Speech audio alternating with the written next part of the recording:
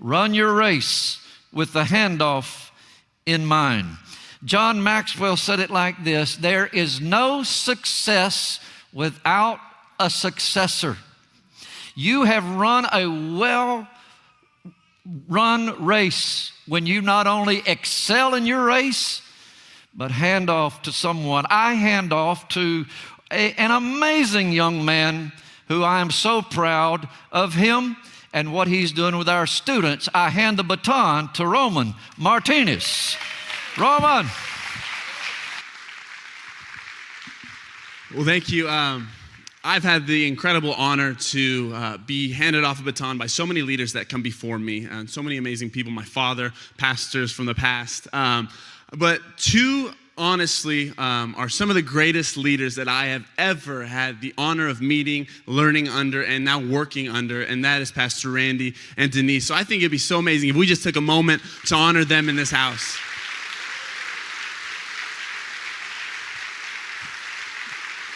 Now, what happens if a handoff does not go so well? Let's take a look. Take a look at this video for me. As they're set on their way, and Barnoletta running the first leg for the U.S. She'll hand off to Allison Felix. And she's already making up the stagger to her outside. The pass successful to Allison Felix, and down the back stretch they go. So Felix now to English Gardner. And they've dropped the stick. They dropped it. The United States is out. So what you just watched was Team USA in the 2012 Olympics running the 4x100 race, where runner Allison Felix actually drops her baton, thus disqualifying them from moving on to the finals, or so they thought. Later on, we would find out that the Olympic Review Committee reviewed the tape and saw that there was an interference by Team Jamaica, and they ended up pushing Team USA to the finals, where they would eventually win gold. Come on, USA. But what you didn't see in this video was the fact that Team USA actually had to pick the baton back up and finish the race, even though they thought they had been disqualified. You see, Team USA makes an incredibly profound decision and statement in this moment that I can't just sit and fester on my disappointment. I can't sit and fester on my anger, the unmet expectations that have just happened. I just have to pick this baton back up and finish the race. And because they finished the race, they were eligible for review. And that's kind of the spirit and the attitude that I want to go into as we talk about passing the baton off this morning. I think there has to be a truth that we recognize in here, and that is this: that in order to hand off well, we must first finish what's in front of us. In order for me to hand off to the next generation, I have to first finish the race in front of me. I know I'm talking to a few different groups of people in here. Maybe there's a group of people in here and you're looking at the race that you have ran so far, and it is one marked by disappointment and anger and frustration and guilt, and you're looking at what's ahead of you and you no longer want to run your race. I know there's a completely opposite group of people in here. You look at your race and you go, I'm incredibly proud of the race that I've ran so far. I'm proud of what I've done so far. I'm proud of what I've left behind. And you think that your race is over and you're starting to lift your foot off the gas. We're joined by seniors in high school who are moving on to the next leg of their race. And some may be fearful of what the rest of their race looks like going forward. Whatever category you find yourself in here, I want to encourage you. I need you to finish your race. Everybody say, finish the race. I'm a youth pastor. I'm going to have you do that a couple of times. So how do we finish our race? Well, the first and foremost thing that we need to do is know your why. Know your why. What will define your race? What purpose are you going to put into your pace? We're in Austin, Texas, so I know I'm joined with some runners in the building. With a raise of hands, whether in a former life or now, how many of you guys would say that you're a runner? Okay, how many runners we got in here? Okay. Now, on the flip side of things, how many people in here who would just proudly say, I have never and will never enjoy running? Raise your hand. All right. If you're part of that first group of people, we're going to go ahead and dismiss you from service. You guys can head out. I'm just kidding. I got very into running my first few months in Austin. Everybody was doing it, so I just wanted to fit in. It's a terrible reason to run. So I got really into running my first few months. It was awful. And if you talk to me now about why I no longer run, I sound a lot older than I actually am. Like people will be like, hey, why'd you stop running? I'm like, oh, this body just doesn't work the way it used to, These legs just can't keep up with these young guns anymore. Like I'm supposed to be in my prime. When I was running, I would also often convince myself that I had like injuries that I didn't have. Like I had knee problems. I would tell everybody, oh, my knee's just messed up. Or I convinced myself that I had asthma. So I'd be running with a friend and I'd stop halfway through. I'm like, oh, I'm having an asthma flare up. I just need a moment. I don't have asthma. But I got really, really into running. And for me, I knew that if I wanted to run well, I had to have my mind set on the right stuff. So for the first month of running, I solely ran on treadmills. So I would go to the gym, run on a treadmill. The problem with treadmills is that they display how fast and how far you are running. Or in my case, they displayed how slow and not far I was running. And that would really mess up with my mental. So I remember I started going to the gym with an extra shirt, and I would take the shirt and I would put it over the monitor so that I wouldn't see the distance or lack thereof that I was making up. It was a real big mental thing for me. I say all of that because for me, I knew in order to run well, I had to have my mind in the right place. I had to have my mind set on the right things. And the same goes for you in here today. That in order, if you want to hand this baton off well, if you want to run your race well, you have to have your mind set on the right stuff. You have to have your mind set on your why. What's our why? It says this in Hebrews chapter 12. Therefore, since we are surrounded by such a great cloud of witnesses, let us run with perseverance the race marked out for us, fixing our eyes on Jesus.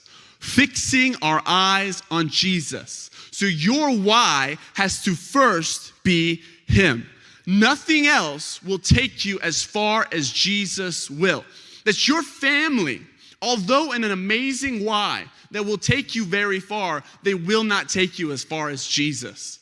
That your business, your financial and professional success, although an amazing why at times, still will not take you as far as Jesus will. My why, your why has to first be Him because He's going to take us to the finish line. So it has to first be Him.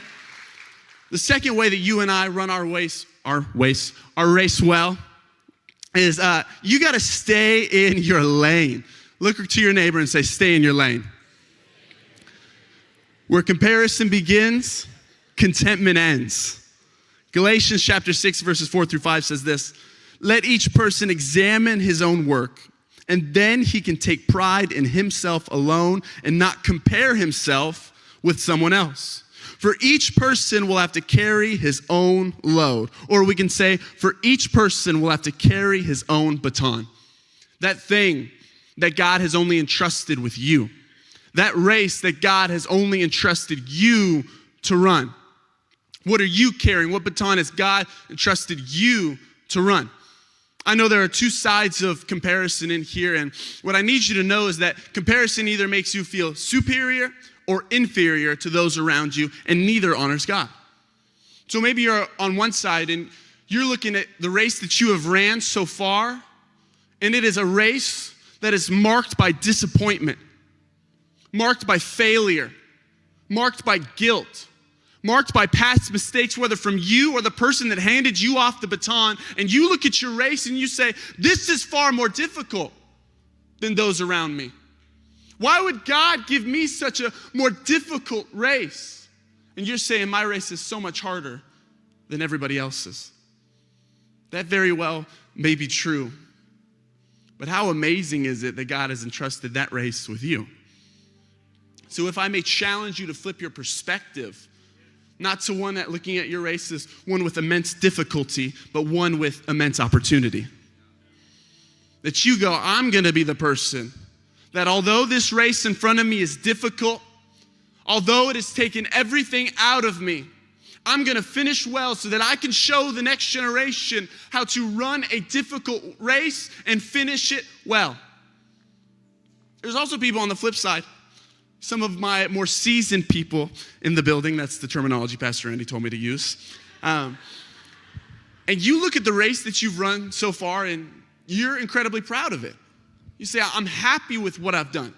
I'm happy with the foundation that I've laid for my family and families to come after me. I am happy with the race that I've ran so far. And honestly, I'm done. Like, I'm tired. I ran my race, and I ran it a lot better than a lot of the people that I used to know. And I ran it a lot faster than them too. Maybe you look at your race and you're proud and you think, you know what, my race is over.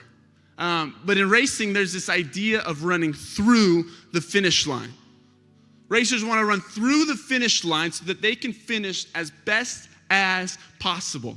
So my challenge for you today, if you feel like you're done in here with your race, if you're part of the generation who says, you know what, I'm over, it's done, I'm good, I did my thing, I want to challenge you. I just believe that if you're still breathing, your life still has meaning. And I need you to run through the finish line so that you can set the next generation up for the most success possible. They need this older generation to show them what it means to be a true prayer warrior. They need this older generation to show them what it means to be a true intercessor, to be disciplined, to be financially responsible. And the best way they can do that is seeing you run through the finish line. So don't let up. Don't take your foot off the gas. Run through the finish line and finish your race. And the third and final thing that you and I need to do in order to finish our race and finish it well is focus on today. Everybody say today. Success isn't something accomplished in the future. Success is being faithful to Jesus today. That this race that I'm running, that the laps ahead of me, it's simply step by step, lap by lap, day by day. Don't look at how much ground you have to cover. Look at how much ground Jesus has brought you through so far. Don't look at how far you have to go. Look at how far you have come. Day by day, step by step, just run it today. Don't be worried about tomorrow's race. Today has enough worry in itself. In closing, a theologian by the name of Eugene Peterson said this when looking at this idea of a race and what it looks like, what it is. He says, a faithful life is one marked by a long obedience in the same direction. That if I can encourage you to finish your race, I would encourage you to look at it like this, as simply a long obedience to Jesus in the same direction. That when I look back at the laps that I have covered, the race that I have ran, I want it to be a long obedience in the same direction, with many hiccups and speed bumps and detours along the way, a long obedience towards Jesus. So whether you feel like you are on the last leg of your race or you're just getting started, I want to challenge you. Finish your race because the next generation needs it. Let's pray. God, we're grateful for you. And we're just grateful for the opportunity to run this race. We're grateful for the batons that we've been handed, Lord. However dysfunctional they may be, we give this race to you. Guide our steps, our paths, and let us follow you to the finish line. Be with everybody in here, no matter what leg of their race they are on. And it's in your mighty name. Everybody said, amen.